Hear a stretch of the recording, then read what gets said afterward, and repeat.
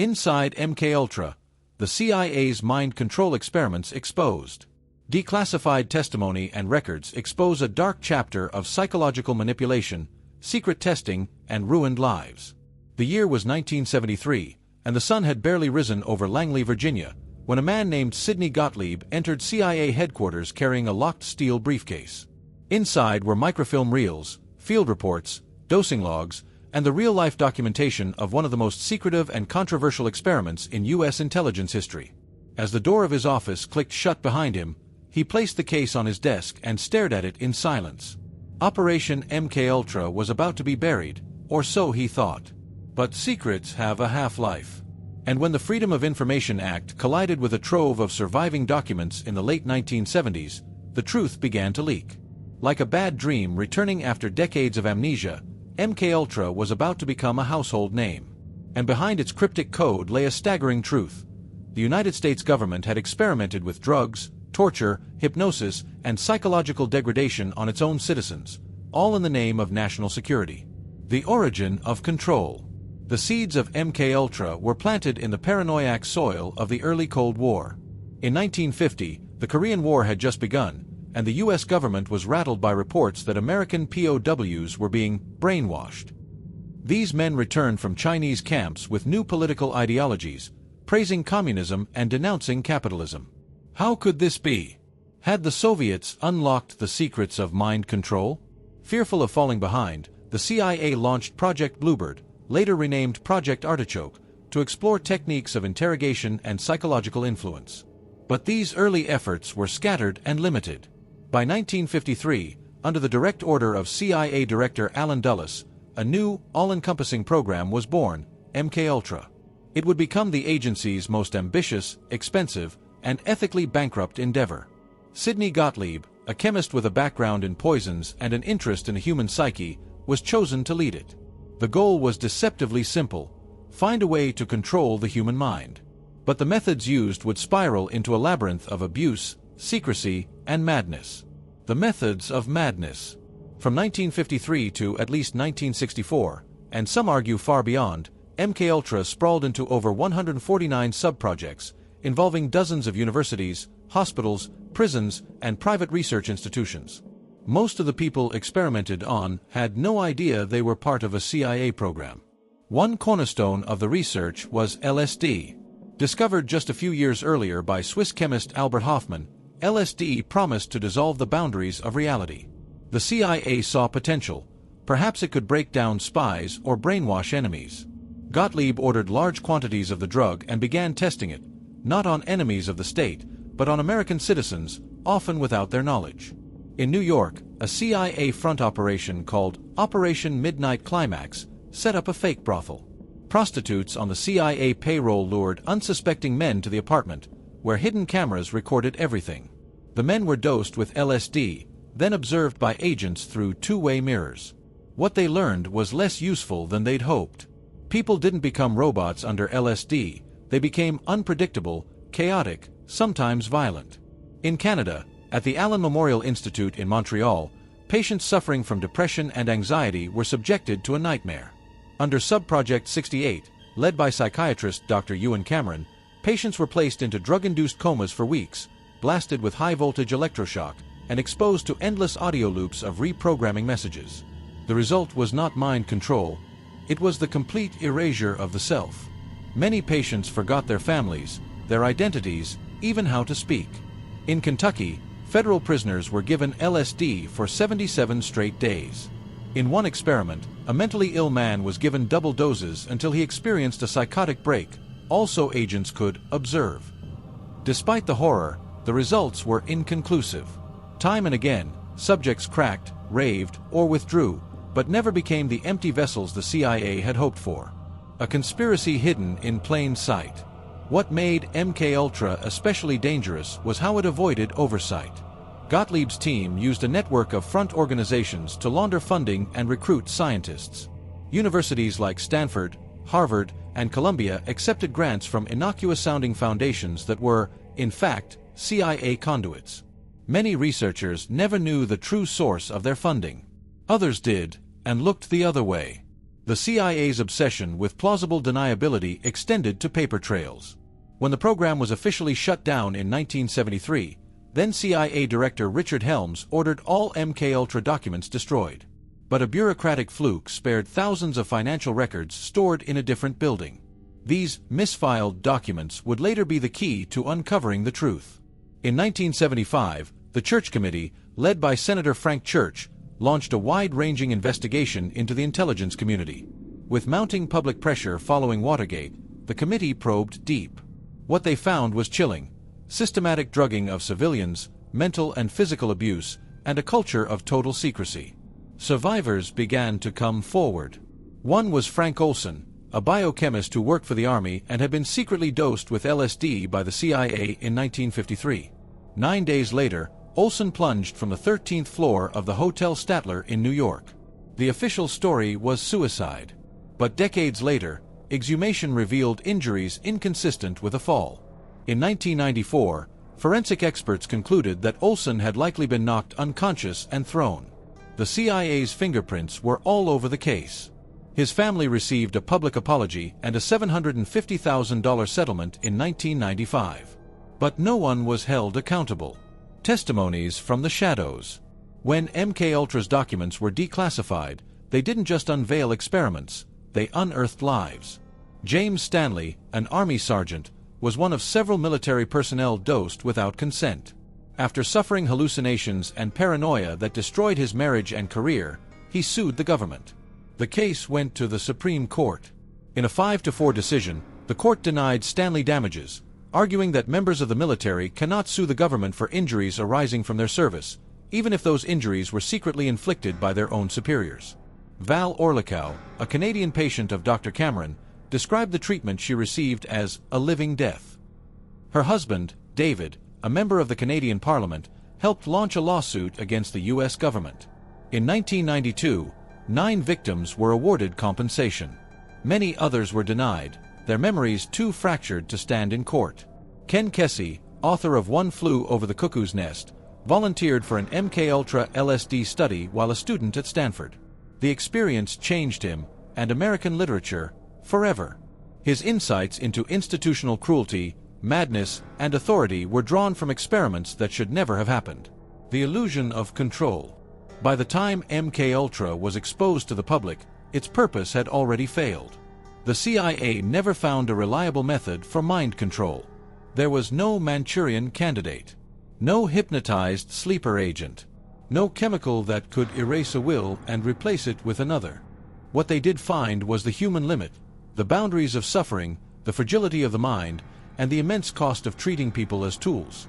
Senator Church said it best during his closing remarks: "The United States must not adopt the tactics of the enemy.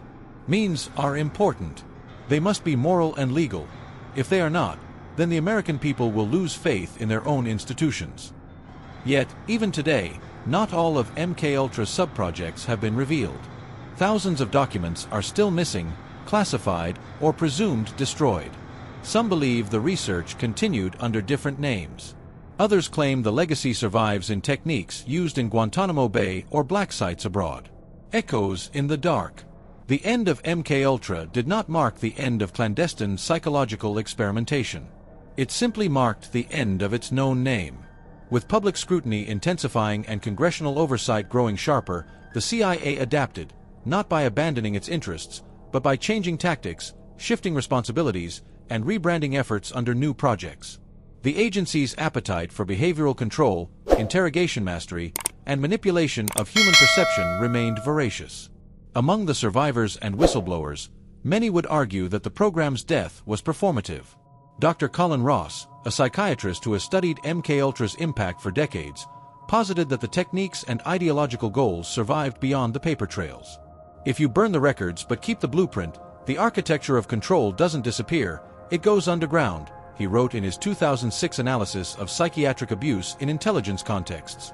Other intelligence documents unearthed in the decades that followed made subtle references to ongoing behavioral modification initiatives, often described under bureaucratic euphemisms like enhanced interrogation, cognitive disruption, or psychobehavioral profiling. These all echoed MKUltra's core premise: find a way to break the mind, and you control the body. Black sites and bleeding legacies. In the wake of the 9/11 attacks, national fear once again became a fertile ground for secrecy. The CIA's rendition program, where suspected terrorists were abducted and taken to secret prisons across the globe, revived public concern about unethical experiments. In places like Abu Ghraib and Guantanamo Bay, detainees were subjected to sleep deprivation, forced nudity, sensory overload, isolation, and waterboarding. Some of the very same techniques had been documented in MKUltra's subprojects in the 1950s and 60s. One chilling example, de-patterning, a method used by Dr. Cameron to break down a subject's sense of identity, had parallels in the psychological disorientation reported by detainees decades later. Journalist Stephen Kinzer, author of Poisoner-in-Chief, traced this thread directly, arguing that Sidney Gottlieb was the spiritual forefather of America's post-9/11 torture program. While MKUltra had failed to produce mind control, it had succeeded in something else, developing a psychological toolkit to destabilize and dismantle a person's psyche, a toolkit later picked up by interrogators under the guise of national defense. The human cost. The victims of MKUltra were diverse. Some were drifters, prisoners, or drug addicts, people the government deemed expendable. Others were housewives, students, and psychiatric patients who trusted the medical system. What united them was a complete lack of consent. A declassified CIA memo from 1955 lists dozens of substances and tests, including substances that promote illogical thinking and impulsiveness, materials that cause temporary or permanent brain damage, techniques to produce amnesia for events preceding and during use, substances that enhance the power of suggestion, drugs to promote alcohol-like intoxication without actual consumption. Behind every bullet point was a human being. Like Linda McDonald, a Montreal woman admitted for mild depression and released from Dr. Cameron's hospital with no memory of her life. She had to relearn how to walk, speak, and recognize her children. Or Harold Blauer, a professional tennis player who died after being injected with a massive dose of mescaline at the New York State Psychiatric Institute in 1953. His family was told he had a sudden heart attack. They learned the truth decades later. MKUltra did not just damage its victims, it broke the sacred covenant between doctor and patient, between citizen and government. It proved that in the name of secrecy, oversight could vanish, and ethics could be overwritten by ambition. Into the rabbit hole. The nature of MKUltra secrecy has also given rise to conspiracy theories, some grounded, others far more fantastical. Claims range from CIA-sponsored cults to mind-controlled assassins. Most famously, some theorists believe that Sirhan Sirhan, the man convicted of assassinating Robert F. Kennedy in 1968, was a programmed killer. In a 2011 interview, psychologist Dr. Daniel Brown from Harvard claimed that Sirhan had likely been hypnotized and manipulated, exhibiting symptoms consistent with coercive programming. Under hypnosis, Sirhan reportedly could not recall the shooting and demonstrated trance-like behavior. Other speculative links have been drawn to mass shooters, celebrity breakdowns, and targeted individuals who claim to be under constant surveillance and harassment. While many of these claims lack credible evidence, they underscore a deep distrust that MKUltra has seeded in the public consciousness, a fear that the government can, and will, exploit the human mind in secret. Even more bizarre is the case of Ted Kaczynski, the Unabomber. While an undergraduate at Harvard in the late 1950s, Kaczynski volunteered for a psychological study run by Dr. Henry Murray. The experiments, later revealed to have connections to MKUltra subprojects, subjected students to hours of brutal psychological abuse and humiliation. Though not the cause of Kaczynski's crimes, the link adds another layer to the question. How many lives were quietly redirected, distorted, or destroyed by the psychological shrapnel of MKUltra? Declassified but not disarmed. In the years following the exposure of MKUltra, legislation was passed to limit covert testing on American citizens. Executive Order 11905, signed by President Gerald Ford, banned experimentation on humans without consent. Later orders and laws further codified protections. Yet the defense and intelligence communities remain largely self-policing. Classified budgets, black sites, and compartmentalized programs create blind spots even Congress can't always penetrate. Whistleblowers like Edward Snowden and Chelsea Manning have shown that surveillance and manipulation continue, though now, perhaps, more through algorithms than LSD. The techniques have evolved.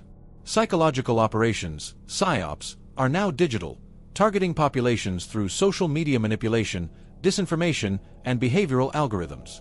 Where MKUltra tried to control one mind at a time, the modern apparatus tries to shape entire belief systems.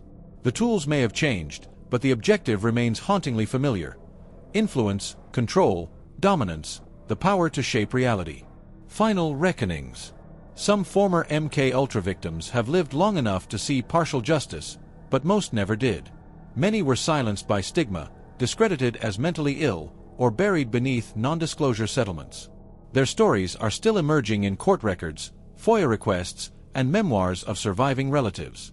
The CIA has never officially admitted the full extent of the program. Many documents were destroyed. Many names remain redacted. No criminal charges were filed. No formal public commission ever delivered a full accounting. Even the term MKUltra has become a cultural shorthand for government overreach, a phrase whispered in conspiracy forums and Hollywood scripts. But its reality is far more tragic than its mythology. It wasn't science fiction. It wasn't mind-reading superweapons. It was the slow, systemic degradation of ethics in the pursuit of dominance. It was the story of a government that looked at the human mind and saw not wonder or dignity, but a tool. The Watchers remain. Today, fragments of MKUltra echo not just in government archives or conspiracy circles, but in modern psychology, military training, and surveillance infrastructure. The legacy is embedded in ethical codes that were rewritten, university policies that were revised, and a public distrust of intelligence agencies that still simmers beneath the surface. In 2018, the CIA's official Twitter account posted an image of Sidney Gottlieb's personnel file to commemorate the agency's history of innovation. Public backlash was swift. Survivors and historians called it tone-deaf, a disturbing act of historical whitewashing. But it served as a reminder that institutions often preserve their legends better than their victims. Even now, not all of MKUltra's truths are known. Subproject 130, never publicly explained. Subproject 93, listed only as sensitive. The tip of the iceberg has been documented. The rest, say historians, may remain buried forever in secure vaults or lost in agency incinerators.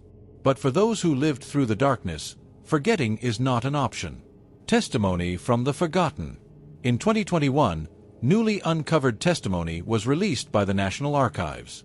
Among them was a set of handwritten journals from an anonymous test subject known only as Patient 487. The notes, dated between 1957 and 1959, were scribbled in a mix of lucidity and panic. They play music at night. Voices come from the ceiling. They call me by a number, not my name. I had a wife. I had a dog. What is real? What is dream? They give me something, sweet like sugar, bitter like metal. Patient 487 had been committed to a hospital in Boston for anxiety. By the time he left 2 years later, he could no longer read, write, or speak more than 2 coherent sentences. His family abandoned efforts to sue, fearing stigma. There were hundreds like him. Men and women disappeared into experimental wards, drugged until docile, and released as shadows of their former selves. Some vanished entirely. Others were transferred to veterans' hospitals under different names. The record-keeping was intentionally opaque. Some were only identified decades later when family members found hidden medical records marked "Do Not Disclose." One such woman, Jean Steele, had been a teenage patient at a Maryland psychiatric facility. She told her daughter, in a recorded oral history, "I remember bright lights and wires. My head felt full of cotton. They said it would help my nerves. But after that, I wasn't the same. I forgot birthdays, my own address, even my daughter's name sometimes. I think they took something from me, something I never got back." Her story, like so many others, never made it into a courtroom. It lived on in fragments, passed through whispered family secrets and redacted files. Cultural reverberations. The public imagination has metabolized MKUltra in strange and fascinating ways. It's become a plot device in films like The Men Who Stare at Goats, Jacob's Ladder, and The Bourne Identity. In Stranger Things, the fictional Hawkins lab experiments on children under a secret MKUltra program, blending horror with history. Yet, the real events were often worse than fiction. Musicians, authors, and artists have drawn upon MKUltra's legacy to explore themes of identity loss, paranoia, and institutional betrayal. But in romanticizing it, pop culture can also blur its reality, sanitizing the suffering into spectacle. The truth is not cinematic. It is clinical, bureaucratic, cold. MKUltra didn't just traumatize individuals. It altered the trajectory of ethics in medicine, law, and government oversight. In response to the scandal, universities rewrote research consent protocols. The field of bioethics exploded in relevance. Civil rights attorneys began applying new scrutiny to institutions once considered beyond reproach. It changed how we ask questions about power, and more importantly, how we remember. The final debrief. As the 21st century pushes deeper into psychological warfare through digital manipulation, algorithmic targeting, and neural interface research, MKUltra stands as a grave warning. The question is no longer just, could it happen again? But how would we know if it already had? The modern mind is no longer merely drugged or shocked. It is fed disinformation, engineered dopamine feedback loops, and artificial intimacy through screens. Consent is often buried in terms of service agreements. Surveillance is justified by convenience. The control has become elegant, invisible, voluntary. What MKUltra attempted with brute force, modern systems achieve with design. And so the legacy lives on, not in the methods, but in the mentality, the belief that the human mind is a battlefield, that the ends justify the erasure of autonomy, that secrets are safer than truth. In the final declassified memo of Project MKUltra, one line stands out, written in dry bureaucratic prose. Further testing not recommended until public exposure risk is fully mitigated. In plain English, wait until no one is watching. The tragedy is that, even now, we may still not be watching closely enough.